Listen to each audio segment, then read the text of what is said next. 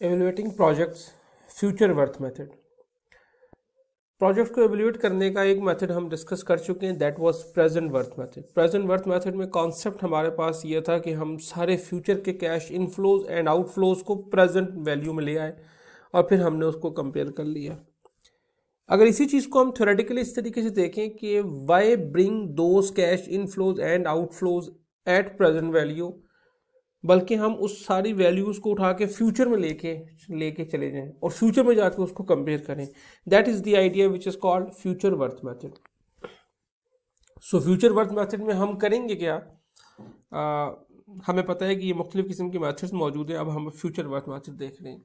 तो future worth method में हम असल में करेंगे क्या, हम तमाम कैश इनफ्लोज और तमाम कैश आउटफ्लोज को at the end of planning horizon लेके जा रहे हैं। यानी कि हम उसको कहाँ लेके जा रहे हैं, हम उस सारी फिगर्स को फ्यूचर में लेके जा रहे हैं at the end of planning horizon, और फिर हम उसको एट द एंड जाके देख रहे हैं कि हाँ इसकी फिगर क्या है। ये भी वही वाला कॉन्सेप्ट है कि अगर हमारे पास फ्यूचर वर्थ वैल्यू जो है वो पॉजिटिव होगी तो हम कहेंगे कि ये प्रोजेक्ट फीजिबल है, अगर नहीं होगी तो हम कहेंगे फीजिबल नहीं है। अब चूंकि फ्यूचर वैल्यू और present value, future worth value और प्रेजेंट वर्थ वैल्यू एक ही सिक्के के दो रुख हैं। इसका मतलब क्या हुआ, इसका मतलब ये हुआ कि किसी भी क्वेश्चन के अंदर अगर हम प्रेजेंट वैल्यू और फ्यूचर वैल्यू को कंपेयर करने की कोशिश करें तो हम उसको कंपेयर करने की सिचुएशन में भी होंगे। कैसे, हम उसको देख लेते हैं अभी आगे। हमारे पास एक जो सवाल है जो हमने प्रेजेंट वर्थ मेथड में किया था, हम उसी को फ्यूचर वर्थ मेथड में कर लेते हैं। सवाल आपको याद होगा, आपको फेमिलियर फील होगा कि अगेन वेल्डिंग मशीन है जो कि आपने $25,000 की ख़रीदी या ख़रीदनी है आपने, और उस पर आपको $8,000 का हर साल आपको उसके प्रोडक्टिव की वजह से फ़ायदा होगा, प्रोडक्टिविटी की वजह से। $5,000 की आप वो मशीन 5 साल के बाद बेच सकेंगे। MARR आपका 20% है। And the only issue is that now you are going to use it with the help of future worth method. तो अगर मैं फ्यूचर वर्थ मेथड की मदद से समझने की कोशिश करूँ तो देखिए बिल्कुल वही वाली बात आ गई कि अब मैं प्रेजेंट के बजाय फ्यूचर में चला गया। और फ्यूचर में क्या हुआ, ये जो $25,000 है, सबसे पहले मैं इसको फ्यूचर में लेके चला गया कि $25,000 की फ्यूचर में क्या वैल्यू होगी। तो मैंने ये फ्यूचर वैल्यू का फार्मूला इस पर अप्लाई कर दिया। उसके बाद वो 8,000 जो मुझे 5 सालों तक मिलना है, प्रेजेंट वर्थ मेथड में मैं उसकी प्रेजेंट वैल्यू ऑफ एन्युटी निकाल रहा था। अब फ्यूचर वर्थ मेथड के अंदर मैं उसकी फ्यूचर वैल्यू ऑफ एन्युटी निकाल रहा हूँ, और जो आखिरी 5,000 है वो तो है ही फ्यूचर में, तो उसको अब मुझे कुछ भी करने की ज़रूरत नहीं है, वो एज इट इज़ रहेगा। तो जब मैंने इस तरीके से इस फ्यूचर वैल्यू को यूज़ किया तो अब मेरे पास फ्यूचर वैल्यू की जो वैल्यू आ गई है वो आ गई है 2,324। आप में से वो लोग जिन्होंने प्रेजेंट वर्थ का कॉन्सेप्ट देख लिया है, प्रेजेंट वर्थ में आपने देखा था कि इसी सिचुएशन को जब हमने प्रेजेंट वैल्यू निकाली थी तो वो 934 की वैल्यू निकली थी। इसका मतलब है कि प्रेजेंट वैल्यू के केस में इसकी वैल्यू 934 थी और फ्यूचर वैल्यू के केस में इसकी वैल्यू 2324 है।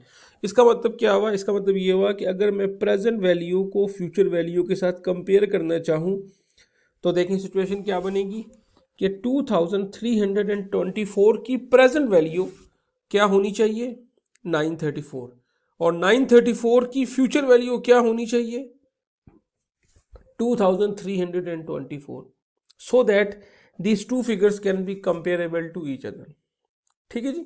अगर ये कंपेरेबल नहीं होती इसका मतलब है there is something wrong with the concept जो कि आपने अप्लाई किए हैं। अगर मैं इसी चीज़ को टेबल्स की मदद से हल करने की कोशिश करूं तो क्या होगा, तो टेबल में इसको ऐसे हो जाएगा कि अब instead of future present value मैं इन सारी वैल्यूज़ की फ्यूचर वैल्यू ले लूँगा। तो मैं अब मैं फ्यूचर फैक्टर निकाल रहा हूँ, और फ्यूचर फैक्टर से क्या मुराद है, मैं ये देख रहा हूँ कि ये जो 8,000 है ये 5 साल के बाद कितना हो जाएगा, ये 8,000 5 साल के बाद कितना हो जाएगा, ये 8,000 5 साल के बाद कितना हो जाएगा। अब आप देखें डिफरेंस क्या है, ये जो कि ईयर 1 है तो ये 5 साल के बाद ईयर 5th पे जाएगा तो इसकी वैल्यू 2.07 आ रही है। लेकिन ये वाला जो 8,000 है ये जो कि 5वें साल में ही है तो इसकी वैल्यू 1 ही है। ये 5th ईयर में है, इसकी वैल्यू 1 ही है। और ये 8000 जो है ये चौथे साल से सिर्फ पाँचवें का डिफरेंस तय कर रहा है, तो इसकी वैल्यू में सिर्फ कितना इजाफा हो रहा है, 1.2। अब आप अगर गौर करें तो आपको ये समझ आ जाएगी कि ये 1.2 बेसिकली कहाँ से आया है। ये बड़ा सिंपल तरीके से वही वाला कॉन्सेप्ट आया कि 1 उसके बाद प्लस 20%, ये आप देखें ये लिखा हुआ है, और उसकी जो भी वैल्यू है ये वो। This is how we are going to find out these figures. So this is the future value of cash inflow, और ये जो future value of cash inflow है इसको आपने फिर future value of cash outflow से कंपेयर किया और आपके पास वही वाली फिगर आ गई 2324, देयरफॉर प्रोजेक्ट इज फीजेबल। ये एक मिसाल के तौर पर ये फिगर बताई हुई है आपको कि ये 9600 की फिगर बेसिकली कैसे आई है। तो आप अगर इसको यहाँ पे गौर करें तो आपको पता चल जाएगा कि ये कैसे आई कि 8000 रुपये वो वाले जो कि आपको चौथे साल में मिलने हैं उसकी पाँचवें साल में कितनी वैल्यू होगी। तो आपने वही वाला फार्मूला यहाँ पे अप्लाई कर दिया कि 8000 into 1 plus 20% is equal to 9600। अगर यही फिगर 2 साल के बाद निकालना चाहें तो फिर हम इसकी पावर 2 ले लेंगे and so on. This is how we are going to use future worth method.